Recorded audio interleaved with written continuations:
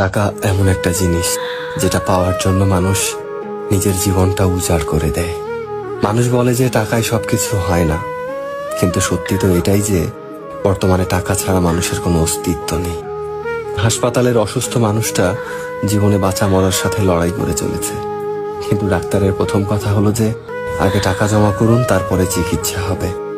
স্কুলে পড়লে টাকা, কলেজে শিক্ষা নিতে গেলেও টাকা, আর চাকরিতে সম্মান টাকার কাছে হার মেনে যায়।